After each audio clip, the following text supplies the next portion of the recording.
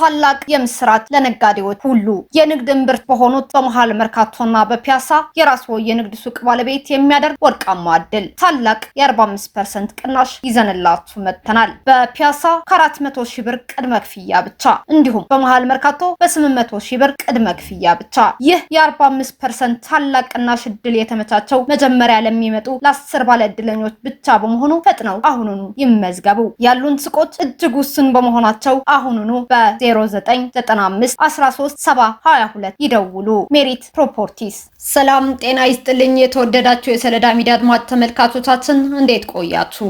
ለዕለቱ መራርጠን ወደ እናንተ ለማድረስ ያዘጋጀናቸው አዳዲስ ትኩስና ወቅታዊ መረጃዎችን ይዘን ቀርበናል። መረጃዎቻችን እየተከታተላችሁ እስከ ፕሮግራማችን ፍጻሜ ከኛ ጋር እንድትቆዩ ከወዲሁ በታላቅ አክብሮት ጋብዛለሁኝ። በአብያ አዲ ከተማ አቅራቢያ በሚገኝ የባህላዊ ወርቅ ማዕድን ጉድጓድ ላይ በተወሰደ እርምጃ የሰው ሕይወት ማለፉና ከፍተኛ ስጋት መንገሱ የአካባቢው ነዋሪዎች ገለጹ። በተንቤን አብያ አዲ ከተማ አቅራቢያ ዳባ ጊባ ተብሎ በሚጠራው የባህላዊ ወርቅ ማዕድን ማውጫ ቦታ በአካባቢው የህወሓት አስተዳደርና የህወሓት ጸጥታ አካላት ትዕዛዝ እስከ 20 ሜትር ጥልቀት ያላቸው ጉድጓዶች በዶዘር በድንገት እንዲደፈኑ መደረጉ ተሰምቷል። ይህንን ተከትሎ የልጆቻቸው ደህንነት ሲከታተሉ የነበሩ ቤተሰቦች ባደረጉት ፍለጋ ግንቦት 25 ቀን 2018 ዓ.ም የአንድ ወጣት አስከሬን ተቆፍሮ የወጣ ሲሆን የቀብር ስነ ስርዓቱም ጎሮሮ በተባለች አነስተኛ ከተማ ተፈጽሟል። በአሁኑ ወቅት ከአካባቢው መጥፎ ሽታ እየወጣ በመሆኑ ተጨማሪ የሰዎች ህይወት ጠፍቶ ሊሆን ይችላል በሚል በነዋሪዎችና በወርቅ አውጪዎች ዘንድ ከፍተኛ ጭንቀትና ስጋትም ሰፍኗል። ከዚህ በተጨማሪም በአካባቢው እየተካሄደ ባለው የጅምላ የግዳጅ አፈሳ ምክንያት በርካታ ወጣቶች ህይወት ማለፉን የአካባቢው ምንጮች ጠቁመዋል። ይህ በእንዲህ እንዳለ በክልሉ በተለያዩ አካባቢዎች ህወሓት እያካሄደው ያለው ወጣቶችን በግዳጅ ወደ ትጥቅ ትግል የማስገባት ዘመቻ በስፋት እየተካሄደ መሆኑን ከአካባቢዎቹ የሚወጡ መረጃዎች ያመላክታሉ። ከትግራይ ክልል መዲና ከመቀሌ ከተማ የተገኘው መረጃ እንደሚያሳየው በትናንትናው ዕለት ማለትም ሐሙስ ቀን ጀምሮ በጽንፈኛው ህወሓት በከተማዋ በሚገኙ ሰባቱም ክፍለ ከተሞች ጥብቅ የወታደራዊ አፈሳ ትዕዛዝ ወርዷል። ይህ ጽንፈኛ የህወሓት ቡድን ከእያንዳንዱ ክፍለ ከተማ 40 ወጣቶችን በአጠቃላይ 280 ወጣቶችን የመመልመል ግዴታ የጣለ ሲሆን ይህ ኮታ በሰላማዊ መንገድ ካልተሟላ ወጣቶች በብዛት ከሚገኙባቸው መጠጥ ቤቶች፣ ዳቦ ቤቶችና መዝናኛዎች በኃይል ለመውሰድ ዝግጅት እያደረገ መሆኑም ታውቋል። በተመሳሳይ ዜና በአክሱም ከተማ በቁጥጥር ስር ውለው በካምፕ የቆዩ ወጣቶች ትናንትና ግንቦት 26 2018 ዓ.ም በምሽት በአውቶቡስ ተጭነው ወደ አድዋ መወሰዳቸው የተሰማ ሲሆን በአንድ አውቶቡስ ውስጥ ብቻ ከ84 በላይ ሰዎች በጭንቅ ተጭነው እንደሚጓዙም ተረጋግጧል። ባለፈው እሁድ ግንቦት 23 2018 ዓ.ም በአጋመ ብዘት ወረዳ ነዋሪዎች የትምህርት ቤት በዓልን ለማክበር በተሰበሰቡበት ወቅት የህወሓት ታጣቂዎች በዓሉን ሲያከብሩ የነበሩ የቀድሞ ታጣቂ የነበሩት ወጣቶች በጅምላ በቁጥጥር ስር በመዋል ወጣቶችን ፖሊስ ጣቢያ እንዲያድሩ አድርገዋል። ነገር ግን በማግስቱ ጠዋት ወጣቶችን ይዘው ለመጓዝ ሲሉ መጀመሪያ አንድ ወጣት ማምለጥ የቻለ ሲሆን የቀሩትን ደግሞ ለ2 ሰዓታት ያህል በእግራቸው ካስጓዟቸው በኋላ በኮንትራንት መኪና ወደ አዲግራት ከተማ አስገብተዋቸዋል። ይሁን እንጂ ጀግኖች ወጣቶች አዲግራት ከተማ እንደደረሱ በአንድነት በማምለጥ በሰላም ወደ የቤታቸው መመለስ መቻላቸው ታውቋል። በአሁኑ ወቅት በአካባቢው ያለው ወጣት የጦርነት ወሬ ሙሉ በሙሉ ስለሰለቸው ራሱን ከዚህ ከበባና የግዳጅ አፈሳ ለመከላከል ሲል በየበረሃው እያደረ እንደሚገኝ ከስፍራው የተገኘው መረጃም ያመላክታል። በተንቤን ቀይሕ ተክሊ ወረዳ ሳንታ ገለበዳ ቀበሌም የህወሓት ሰራዊት የደንብ ልብስ የለበሱ በርካታ የታጠቁ ኃይሎች ከትላንት ሌሊት ጀምሮ አካባቢውን ከበው እንደሚገኙ ተሰምቷል።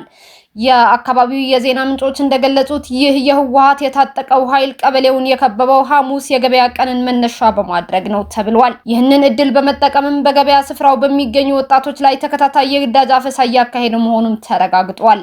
ድርጊቱን ተከትሎ በአካባቢው የሚገኙ ወጣቶች ከዚህ ያልተፈለገ የግዳጅ አደን ለማምለጥና ራሳቸውን ለመከላከል ሲሉ ከፍተኛ ጥንቃቄ እንዲያደርጉና ከታጠቁት ኃይሎች ራሳቸውን እንዲያርቁም ጥሪ እየቀረበ ይገኛል። ይህ በእንዲህ እንዳለ በማይሃንስ አካባቢ የምትገኘው አርሚ 22 የህወሓት አርሚ ስር የምትገኘው አንዲት ኮር የታጣቂ አባላቱ የሞባይል ስልኮች ከሰበሰበች በኋላ ወደ ሸራሮ አቅጣጫ መንቀሳቀሷም ታውቋል። በሌላ በኩል በመቀሌ ከተማ በማህበራት ስም የተደራጀ መጠነ ሰፊና ህገወጥ የመሬት ወረራ ለማካሄድ ዝግጅት እየተደረገ መሆኑ ተሰምቷል። በዚህ ሳምንት ለግለሰቦች የወጣውን የሊዝ መሬት ያሸነፉ አካላት ወደ ተለያዩ የወጋገን አንበሳና የኢትዮጵያ ንግድ ባንኮች የገንዘብ ዝውውር እያደረጉ መሆኑ ተጠቅሷል። በቅርቡ ከ16 በላይ ለሚሆኑ ማህበራት ለእያንዳንዳቸው ከ10,000 እስከ 15,000 ካሬ ሜትር በአጠቃላይ ቢያንስ 160,000 ካሬ ሜትር መሬት ለመታደል ዝግጅትም ተጠናቋል። 1 ካሬ ሜትር በ9600 ብር የተሰላ ሲሆን በአጠቃላይ ቢያንስ 1.6 ቢሊዮን ብር ህገወጥ ለተባለ ድርጅት ገቢ ለማድረግ የታለመ በመሆኑ ማህበራት ከዚህ ድርጊታቸው እንዲቆጠቡም ጥሪ እየቀረበ ይገኛል። ምክር ቤቱ 4 የአየር አገልግሎት ስምምነት አዋጆችን አጸደቀ።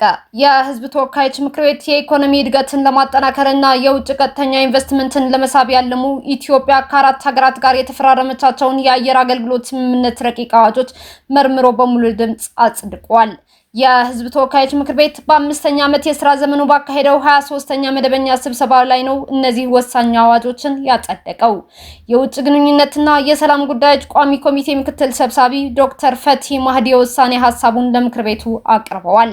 ምክትል ሰብሳቢው በሪፖርታቸው እንዳስረዱት እነዚህ የአየር አገልግሎት ስምምነቶች የሀገሪቱን የአየር ትራንስፖርት መዳረሻዎች በማስፋት ቱሪዝምን በማነቃቃትና የውጭ ምንዛሬ ግኝትን በማሳደግ ረገድ ለአጠቃላይ የኢኮኖሚ እድገቱ ያላቸው ሚና የጎላ ነው ብለዋል።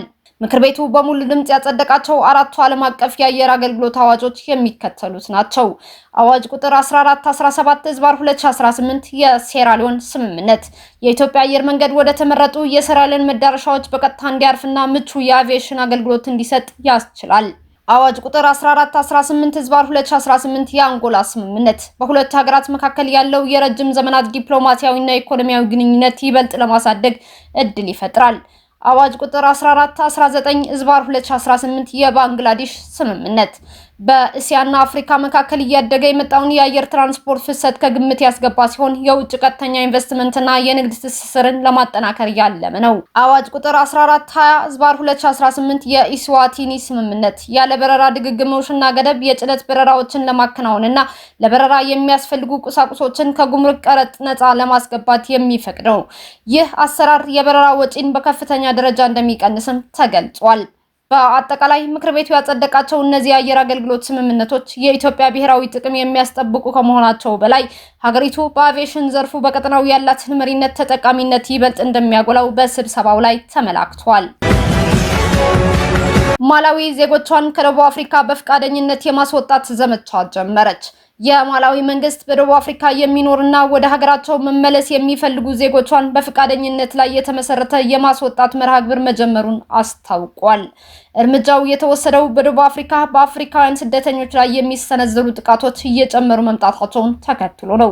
በደቡብ አፍሪካ በተለያዩ አካባቢዎች እየተስተዋለ ያለው ጸረ ስደተኛ ስሜትና ጥቃቶች ውጥረቱን አባብሰውታል። በዚህ ምክንያት በአሁኑ ወቅት በሀገሪቱ ውስጥ ደህንነታቸው ያልተጠበቀና ከፍተኛ ስጋት የገባቸው ማላዊያን ወደ ትውልድ ሀገራቸው እንዲመለሱ ለመደገፍ ይህ የነፍስ አድን ዝግጅት በይፋ ተጀምሯል። የማላዊ ባለስልጣናት እንደገለጹት ጥቃቱ ያሳሰባቸው ዜጎች አስፈላጊውን እገዛ አግኝተው በሰላምና በደህንነት ወደ ሀገራቸው መመለስ እንዲችሉ ሂደቱ በከፍተኛ ጥንቃቄና በታቀደ መልኩ እየተመራ ይገኛል ብለዋል።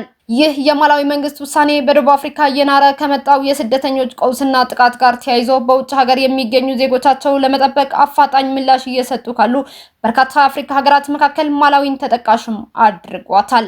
ውጥረቱ አሁንም በተለያዩ የደቡብ አፍሪካ ከተሞች እንደቀጠለ መሆኑም ተነግሯል።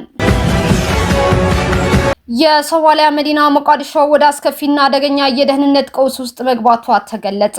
የፕሬዝዳንት ሐሰን ሼክ መሐመድ የስልጣን ዘመን ማብቃቱን ተከትሎ በዋና ከተማዋ ከፍተኛ ውጥረትና የጦርነት ድባብ መንገሱ ተዘግቧል።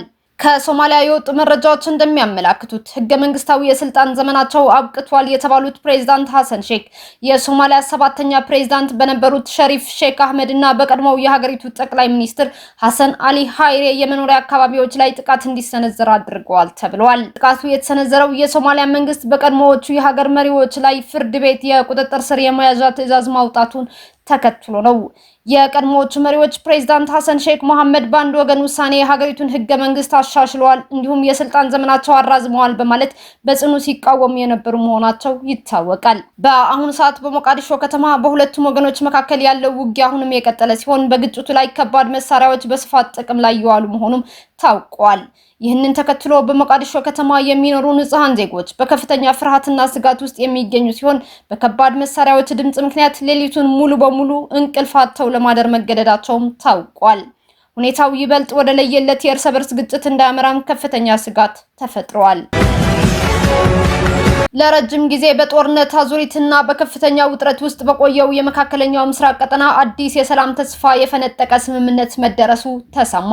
እስራኤልና ሊባኖስ የተኩስ አቁም ለማድረግና አዲስ የደህንነት ቀጠና ለመፍጠር መስማማታቸውን የአሜሪካ የውጭ ጉዳይ ሚኒስቴር ይፋ አድርጓል። በአሜሪካ አደራዳሪነት በዋሽንግተን ሲካሄድ የቆየው አራተኛው ዙር የሰላም ውይይት ፍሬ አፍርቷል። በሁለቱ ወገኖች መካከል የተደረሰው አዲስ ስምምነት ሊታኒ ከተሰኘው ረጅሙ የሊባኖስ ወንዝ አንስቶ እስከ እስራኤልና ሊባኖስ ድንበር ድረስ ያለው ሰፊ አካባቢ ከሂዝቦላህ የታጠቁ ተዋጊዎችና ወታደራዊ ንብረቶች ነፃ ቀጠና ለማድረግ ያለመ ነው ተብሏል።